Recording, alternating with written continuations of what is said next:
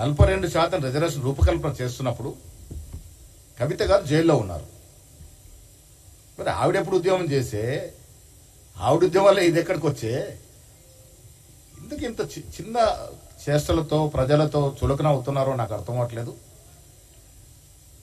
ఇది ముమ్మాటి Congress party agenda.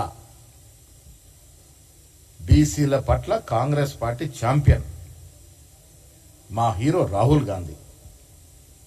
Rahul Gandhi ఈ నినాదాన్ని చేతబూన్నాడు కాబట్టే ఆయన సైనికులమైనటువంటి రేవంత్ రెడ్డి గారు, భట్టి గారు, మేము అందరం కూడా కట్టుబడి ఉండి ఈ రాష్ట్రంలో కుల సర్వే చేశాం. 42% రిజర్వేషన్ ఇచ్చాం. ఈ సందర్భంలో రేవంత్ రెడ్డి గారు కూడా అభినందనలు.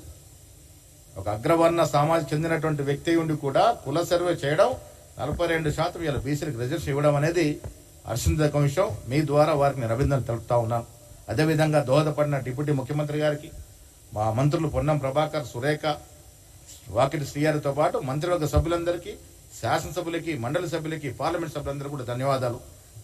ఇదొక చరిత్రాత్మక నిర్ణయం ఇవాళ తెలంగాణలో కాంగ్రెస్ పార్టీ తీసుకుంది. ఈ నిర్ణయాన్ని అందరూ స్వాగతించాలి, కలిసికట్టుగా ముందుకు పోవాలి. ఇది కాంగ్రెస్ మార్కు, చరిత్రాత్మక నిర్ణయం. ఇలాంటి నిర్ణయాలు ఈ దేశంలో అరుదుగా జరిగినాయి. స్వాతంత్రం వచ్చిన తర్వాత 42% బీసీలకు రిజర్వేషన్ ఉన్నది విప్లవాత్మక కార్యక్రమం. ఇది ఇలాంటి కార్యక్రమం జరిపినటువంటి తెలంగాణ కాంగ్రెస్ ప్రభుత్వానికి, కాంగ్రెస్ పార్టీకి బీసీలంతా రుణపడి ఉంటారు. దీన్ని ముందు తీసుకెళ్లే కార్యక్రమం అందరు కలిసికట్టుగా ముందుకు పోదాం.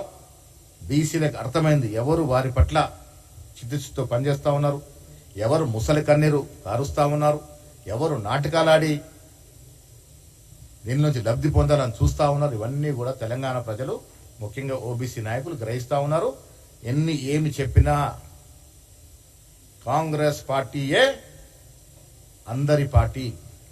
అన్ని కులాలకి, అన్ని మతాలకి తగు ప్రాధాన్యం ఇచ్చే దశగా కాంగ్రెస్ పార్టీ అలా ప్రయత్నం చేస్తూ ఉంది. అభివృద్ధిలో కానీ, సంక్షేమంలో కానీ కేసీఆర్ చేసిన అప్పు ఊబిలో ఉండి కూడా అన్ని కార్యక్రమాలు ఇచ్చే ప్రయత్నంలో కాంగ్రెస్ పార్టీ ముందుకు పోతా ఉంది.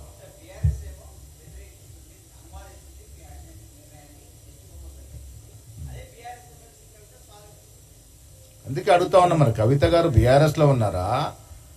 ఇప్పటికీ ఆ దయ్యాలతోనే ఆవిడ మమేకమై తిరుగుతా ఉన్నారా బీఆర్ఎస్ పార్టీలో? ఆ దయ్యాలు ఎవరు? ఆ దయ్యాల పరిస్థితి ఏంటి? ఇంద్రజాలకు మాయాజాలు తీసి దయ్యాలు ఏమైనా బంధించినారా ఆవిడ? లేక ఆ దయ్యాలు ఇంకా తిరుగుతా ఉన్నాయా? తిరుగుతా వారు ఎక్కడో, ఆ దయ్యాలు ఎక్కడ ఉన్నాయి, ఎవరు వెంట పడతా ఉన్నాయి? అవకాశం వచ్చినప్పుడు ప్రతిపక్ష నాయకుడు కనీసం కాంగ్రెస్ పార్టీ నిర్ణయం తీసుకుంది,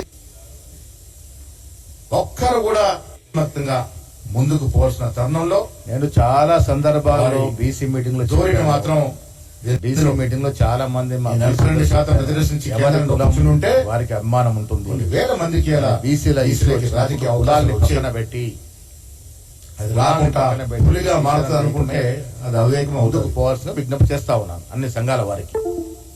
లిక్కర్ స్కామ్ లో రాష్ట్రంగా చేస్తాము తెచ్చిన కవిత, కాంగ్రెస్ పార్టీ ఇచ్చిన అవకాశం చేసిన ప్రజలు ఆమెను పట్టించుకోరు. ఏ ఇతర పార్టీల వల్ల కాదు.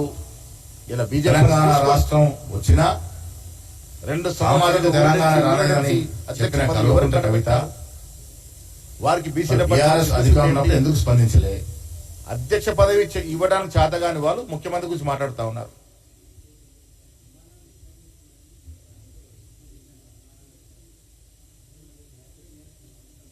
ఇప్పుడు ఉన్న పరిస్థితుల్లో ఇంతకుముందు సుప్రీంకోర్టు